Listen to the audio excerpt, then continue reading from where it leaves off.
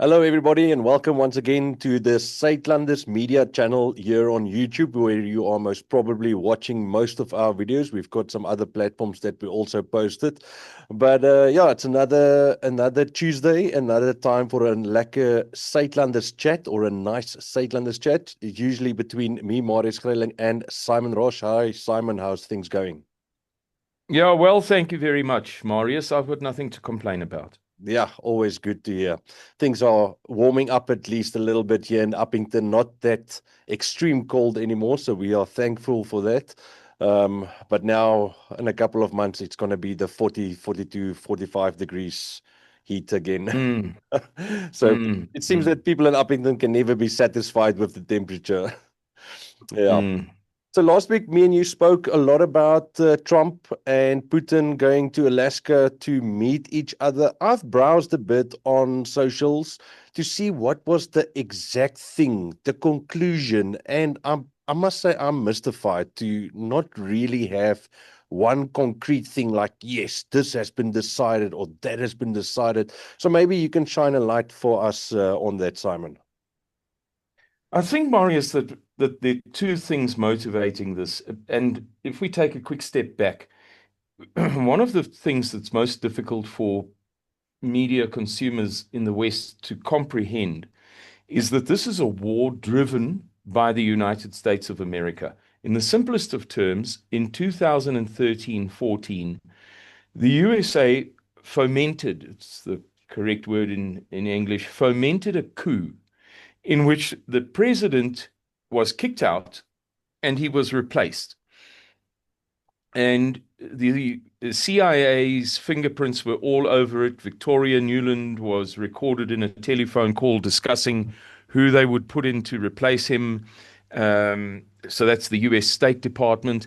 That was a Western coup. No two ways about it. Then the West began arming Ukraine phenomenally and began training about 10,000 Ukrainian soldiers a year, from what we hear. So people have to understand, first of all, that this is pantomime, Mm. that the USA is not a genuine mediator or arbitrator. It is the chief engine of this war.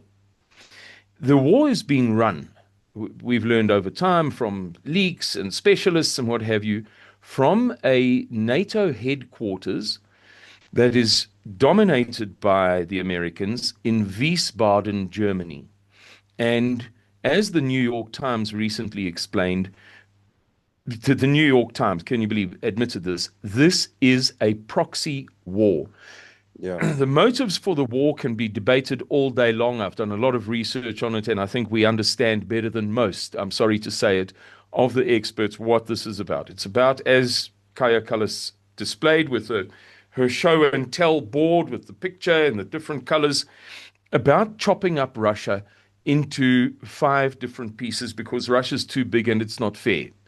So that Western financial interests, particularly in the USA, can buy up Russia's natural resources, and that is what is the right word? If you, it's symptomized by the pre-sale of 42% of Ukrainian land, as has come out in recent years. And so, what Donald Trump was doing when he said that Ukraine must give over land for the 350 billion, he wasn't initiating something. He was behind the curve of a transaction that had already transpired. That land was put up as collateral for the lend lease. It Mm. was called in World War II. The USA lent Great Britain tons of materiel in return for leases on British properties around the world for, nuclear tests in the 50s, 60s, 70s, and 80s, and what various purposes. So it was a lend-lease deal. That was the collateral, and the money was sent through BlackRock, State Street, and Vanguard. It's not like there was somebody from the White House who was pressing enter on a computer screen to do an electronic financial transfer to Bankova Street in Kiev. Right. So if we accept that this is America's war, then we can get a better insight than perhaps other people have.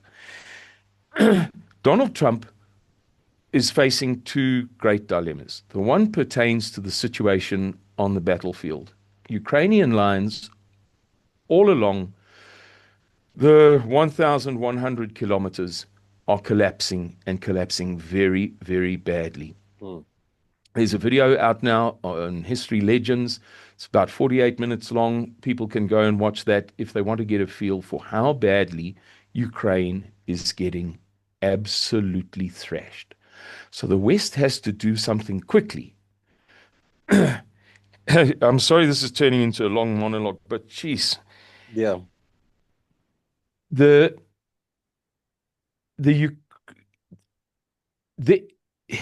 all of the lithium and the rare earths and what have you lie in the region that is being fought for at the moment. So basically, the American taxpayer has given BlackRock, State Street, and Vanguard, choose your favorite number. All sorts of numbers have been said, 650 billion, 500 billion, 350 billion, to buy up all of this land that Ukraine no longer holds. So it's becoming a big, big problem. On top of that, Donald Trump needs successors. There's this Jeffrey Epstein thing. It's just not going away. It's really problematic for him. And I've already said it's not going away. People are not letting go, as we can see on social media. So he needed to do something drastic. He got Vladimir Putin to fly in. They held healthy conversations. But the Russians made one thing clear. There's not going to be a ceasefire. There's going to be a permanent agreement that doesn't involve NATO troops, because this has been about NATO for us all along. Yeah. On Ukrainian soil, you're not getting 90 days to rearm Ukraine. And the long and the short of it is that they spoke for not quite 3 hours. I'm trying to think of the exact 150 minutes. So 2.5 hours. And both sides seemed very happy. Yeah. So Donald Trump rang up Zelensky and said to him, my office Monday morning. Yeah. And then a whole lot of another 6 European leaders invited themselves to the party too. And everybody's trying to cover it up, saying, no, we invited them. We said they must come. But it's not really looking like that. So these 7 very frightened entities, including Ursula von der Leyen, head of the European Union, who knew? European. Now it is about the European Union. Oh dear me. Yeah. Flew in to have a chat with Donald Trump, and the best part of all was he said there will be no ceasefire. These guys are not happy, Marius. They are really not happy. But Donald Trump is between a rock and a hard place. And he's putting Donald Trump rather than what they call the Ukraine project first. But I'll mention just quickly, and then I'll shut up. Sorry, Marius. Two other things that people should bear in mind that have happened over this time. The NATO, we know that these things cannot be done without NATO. We've been through this on this program many, many times. Attacked a Russian oil pipeline to Hungary. So now NATO's killing NATO, just as NATO did with Nord Stream 1 and 2, the Russian gas pipeline to Germany. So it's becoming dog eat dog, or the monster eating its own entrails. Really, really bad. And then this morning, Russia struck a massive Azerbaijani petroleum refining complex in Ukraine. It's in the middle-ish part of Ukraine. So this is Azerbaijan is sending crude oil to Ukraine. It's being processed there. And something has annoyed the Russians, because they attacked it and they attacked it properly. If people haven't seen, well, I'm sure that Arnold will do his magic. It's all over social media. It's all over Telegram. I don't think, not that I can remember anyway, that I've seen such a big fire in my life. Not in all of the stories of World War II, and I've watched thousands of hours of them. I was obsessed by it for about 10 or 15 years. Nothing in this war that I can think of. Enormous blaze. So they've obviously decided to take out a strategic target that they were holding back from taking out. And what it may be is in retaliation for a NATO attack on another nuclear power plant. So there are a whole bunch of nuclear power plants scattered throughout Ukraine.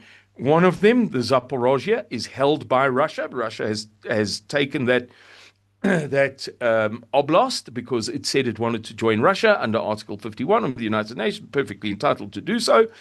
And Russia sent its troops in there, and the Ukrainians fought.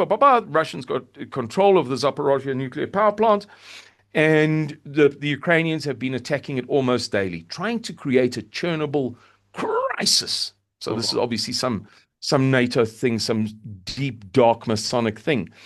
But another nuclear power plant in Russia was attacked yesterday or the day before. I've lost a little bit of track, and I think it may have been overnight.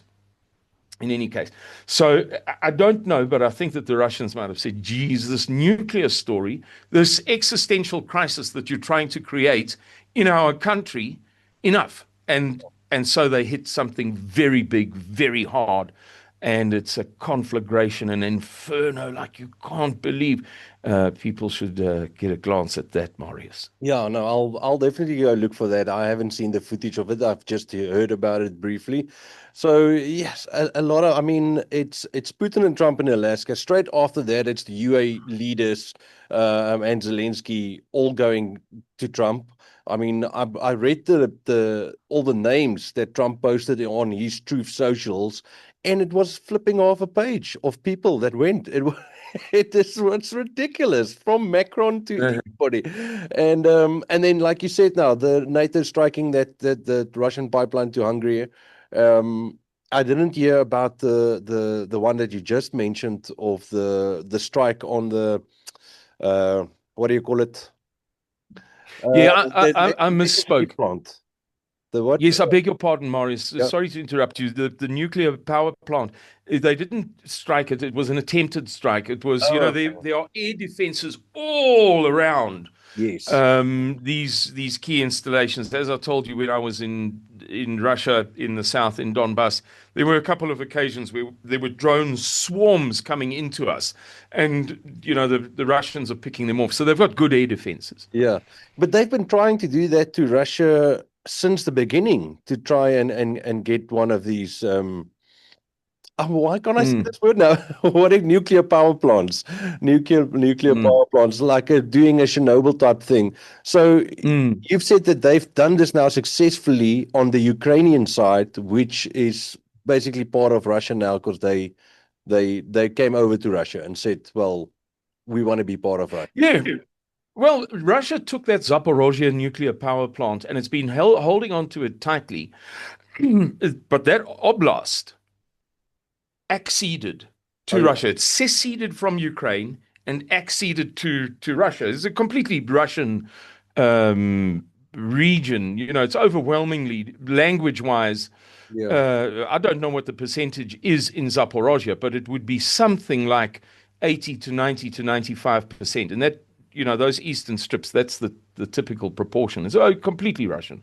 And it's historically Russian, by the way. It's not like it was, those areas were founded by Catherine the Great in between the years 1764 and 1783. So those were Russified when there were no people known as Ukrainians living there. It was Tatars, who are the Muslim converts of the children of Genghis Khan. So Genghis Khan came from Mongol horsemen, came through there, destroyed absolutely everything and left nothing living. And settled people there. And then they became known as the Tatars. It's a Greek word for devil. Yeah. And over time, they converted to Islam and became closely tied to Turkey, what have you. And those lands were taken, made Russian by the Empress Catherine the Great, years before America was a country. That was Russia. So, yeah, it's just Russians saying we want to be part of Russia. So the Ukrainians attack that Zaporozhye nuclear power plant almost every day, from what I'm told, Mm. by very senior diplomatic sources, in one-on-one meetings, 2.5 hours long, Yeah. highly detailed, lots of, I've got books and books and books of evidence and photographs and videos and all sorts of things that they've sent me to substantiate their claims. It's just Russians becoming part of Russia, holding on to that territory, Ukrainians trying to make Zaporozhye become a nuclear meltdown, and the Russians successfully, so far, Yeah. successfully defending it. And as I say, the one that the Ukrainians attacked, the name escapes me now, yesterday or the day before. Yeah. Okay, let's stick with the other countries overseas and things like that. We go a bit to Iran, but with a bit of a South African flavor. I heard we had a South African general visiting Iran. Let me read this to you, Marius, because it's incredible. This is from the Iranian Republic News Agency. Islamic Republic, I beg your pardon. Iran ready to expand military and defense cooperation with South Africa. Top general. So it's quoting a top general. The Chief of Staff of the Iranian Armed Forces, Major General Abdul Rahim Mousavi, has announced the country's readiness to enhance military and defense cooperation with South Africa. Major General Mousavi met and held talks with the Chief of the South African National Defense Force, General Rudzani Mapwanya, in Tehran on Tuesday. During their talks, Mousavi highlighted the significance of the high-ranking South African military delegation's visit to Tehran, citing various regional and global developments. He emphasized the importance, blah, blah, blah. He spoke about the pursuit of the genocide case against the Israeli regime at the International Court of Justice, blah, blah, blah, blah. Right, so what's this about? This is about the ANC playing the strumpet. The ANC trying to be married and have girlfriends at the same time. Or a better way of putting it is the ANC trying to be the strumpet of three quasi-rival powerful men in the city. The boss of the local factory, the boss of the local bank, I don't know, whatever, and trying to be girlfriend to all three. And we've spoken about this for years. It can never work. It is very typical of the African National Congress. This is not unusual behavior, but now the chickens are coming home to roost. Forever and ever, the ANC wanted to be best friends with Russia and America and, let's say, Israel and the Jewish lobby and the Palestinians, and now Iran through BRICS. The ANC is in a difficult position because in the past week alone, I've heard excuse me, I beg your pardon. I've heard two of the world's top geopolitical analysts describe to an interviewer who didn't know much, some Western person who doesn't understand that BRICS is changing the world, who BRICS is, and they said it's Brazil, Russia, India, China, and Iran. Those are the 5 key members of BRICS. And then there are others like South Africa. Argentina was going to join. Ethiopia has joined. Algeria has joined. Saudi Arabia applied to join, but then when it received its invitation, the council that runs, the 70-person council that runs Saudi Arabia, refused to ratify it for the king. And so the list goes on, of many and various countries. The point being that people globally are beginning to recognize that South Africa's contribution to BRICS is unworthy of the S on the end. It's just too minor. It's too, too chaotic, too sloppy, slovenly, shoddy, slipshod. as the ANC as a government is. So this general went to Iran without permission. The president apparently didn't send him there. And so, in one fell swoop, South Africa has incurred the enduring wrath of Israel and the USA. Now, you might say, but really, how much do we have to do with Israel? George Galloway, the British politician whom I met in Russia, as luck would have it, very, very nice man to chat to, gave a speech at the Oxford Union in which he described how when he visited South Africa during apartheid, his words, every bed I slept in, every car I drove in, and every meal I ate was provided by the Jews. He was giving credit for the Jewish contribution to the success of the ANC from within South African society.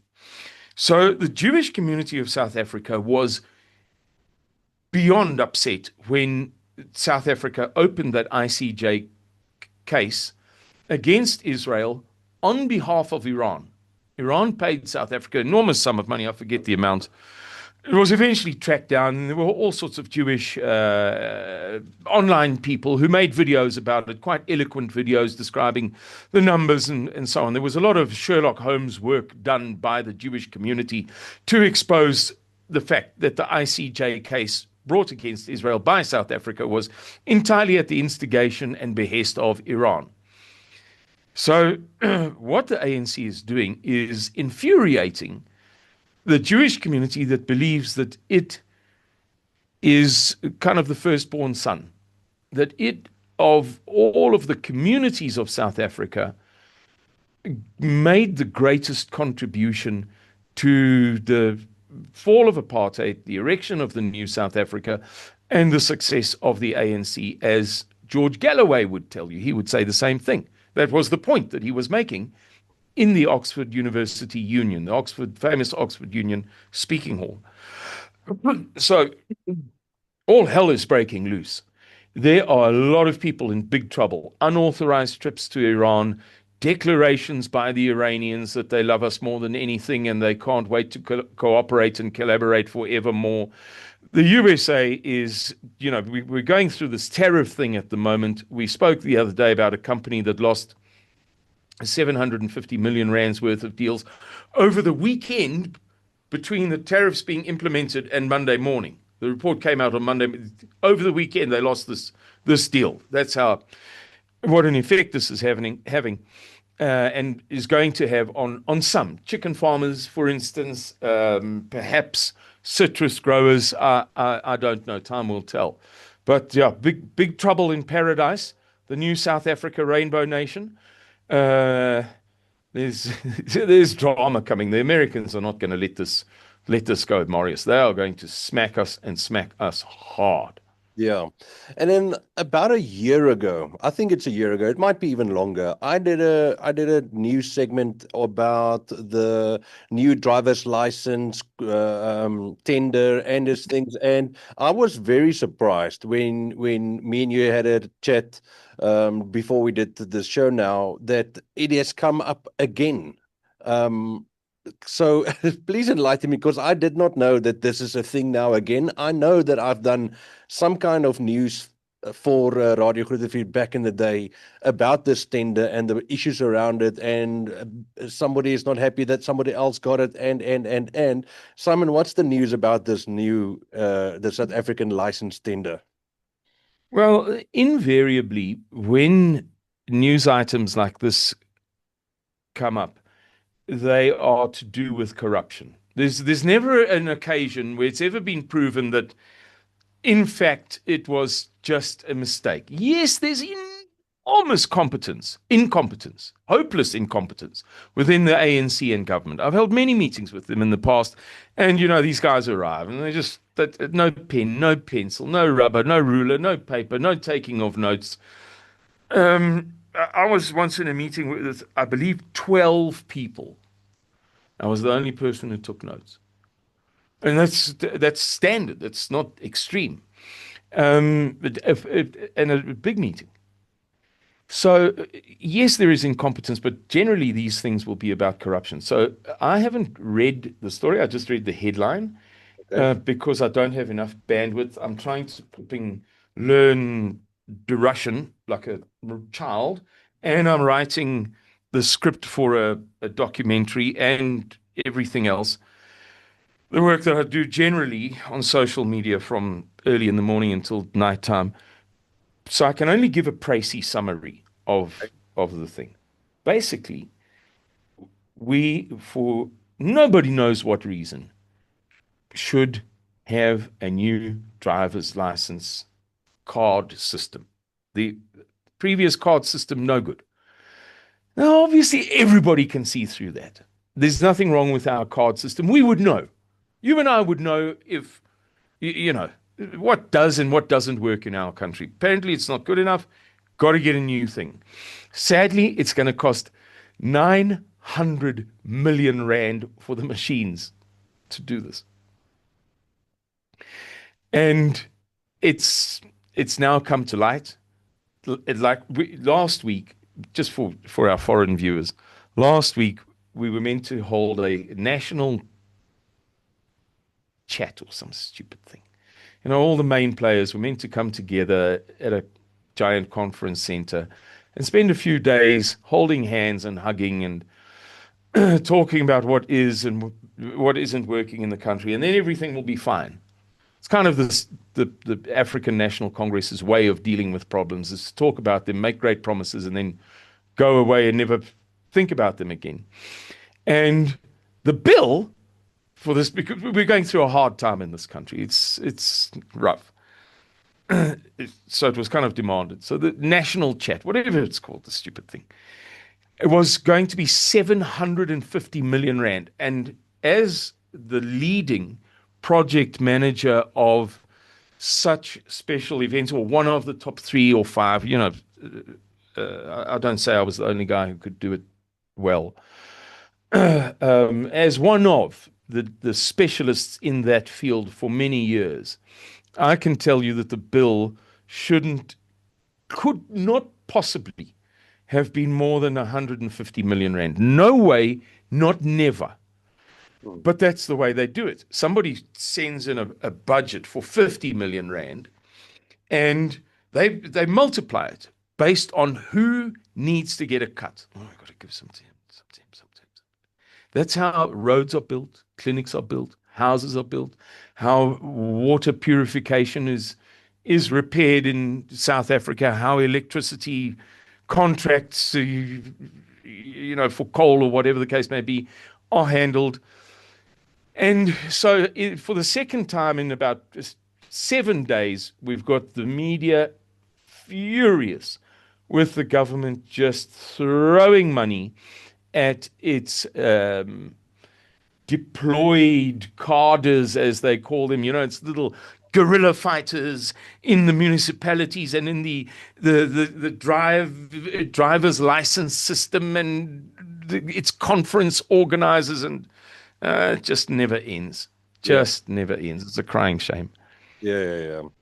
Yeah, no, I just remembered something about that article I did about the licensing way back when I did it, and they wanted to use specifically a South African company that was part of renewing the Durban KwaZulu-Natal airport security system. So they had this English company that did it, and then the South African company had to help, but that company was so useless that it basically did nothing. And then the English company said, well, we just pay these guys and keep them out of our hair.